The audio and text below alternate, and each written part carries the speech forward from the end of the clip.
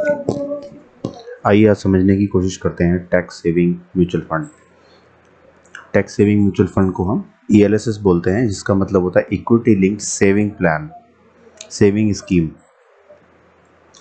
आइए कुछ जानने की कोशिश करते हैं ELSS क्या होता है। जनरली हम टैक्स बचाने की कोशिश करते हैं, तो हम कहीं ना कहीं अपना पैसा सेव करते हैं।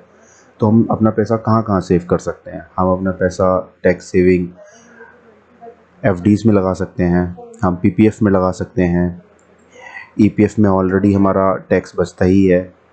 इसी तरीके से हम म्यूचुअल फंड में भी लगाकर अपने पैसे को सेव कर सकते हैं। साथ में हमें ATC का बेनिफिट भी मिलता है। यहाँ पे सबसे इंटरेस्टिंग चीज़ ये है कि टैक्स सेविंग म्यूचुअल फंड में जो लॉक इन होता है ये सबसे कम होता है। इसमें 3 साल का लॉक इन होता है। जैसे कि अगर आप PPF में पैसा डालते हैं, ATC का फ़ायदा आपको वहाँ पे भी मिलेगा, लेकिन वहाँ पे लॉक इन 8-10 साल का होता है। Tax saving fix deposit scheme में किसी भी बैंक में आप जाके करा सकते हैं। वहाँ पे कम से कम 5 साल का आपका पैसा लॉक रहेगा। आइए 3 साल तक किस तरीके से लॉक रहता है इसको समझने की कोशिश करते हैं। मान लीजिए आपने 1 जनवरी 2020 को अपना पैसा इन्वेस्ट किया 1 लाख रुपए, तो 3 साल के लिए लॉक रहेगा। यानी कि 1 जनवरी 2023 तक 20, 21, 20 पूरा, 21 पूरा, 22 पूरा, 23, तो 1 जनवरी 2023 तक ये पैसा आपका लॉक रहेगा। इसके यूनिट्स लॉक रहेंगे, आप मतलब इसको निकाल नहीं सकते।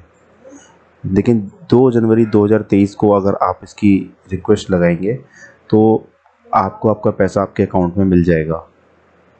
आइए इसको मान लीजिए आपने SIP किया हुआ है ELSS में, तो ये किस तरीके से आपके यूनिट्स लॉक अनलॉक होते हैं। मान लीजिए 1 जनवरी 2020 को आपने 10,000 रुपये डाले, तो ये 1 जनवरी 2023 तक लॉक रहेंगे और 2 जनवरी 2023 को अनलॉक हो जाएगा। कहने का मतलब इसके बाद आप इसके यूनिट्स को बेच सकते हैं, रिडम्पशन कर सकते हैं, किसी दूसरी स्कीम में लगा सकते हैं। ठीक उसी तरीके से 1 फरवरी 2020 को इन्वेस्ट किया हुआ पैसा 2 फरवरी 2023 को, 1 मार्च 2020 को इन्वेस्ट किया हुआ पैसा 2 मार्च 2023 को। इस तरीके से सारी इंस्टॉलमेंट 3 साल के लिए लॉक रहती हैं। साथ में अगर मान लीजिए हमें 11% का रिटर्न भी मिला है, तो ये पैसा हमारा 13,676 हो जाएगा। 13,676, 13,676। ये मैंने एक उदाहरण के लिए लिया है। ये 11% भी हो सकता है, ये 10% भी हो सकता है, ये 14% भी हो सकता है। लेकिन ये इक्विटी में जब भी हम पैसा लगाते हैं तो 10 से 11%, 12%, 13% तक के रिटर्न आ ही जाते हैं। कुछ जानी मानी कंपनीज़ हैं जिनमें आप पैसे इन्वेस्ट कर सकते हैं टैक्स सेविंग म्यूचुअल फंड में, like Axis long term equity fund, ABSL tax relief 96 fund, SBI long term equity fund, Canara Robeco tax saving fund.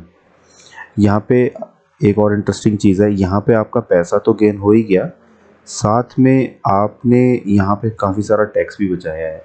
आप हर साल इन्वेस्टमेंट तो करेंगे ही करेंगे, उसमें आपको 11% का रिटर्न भी मिल जाएगा। अगर आप 10% ब्रैकेट में आते हैं तो आप उस इन्वेस्ट किए हुए पैसे पे 10% का टैक्स भी बचाएंगे।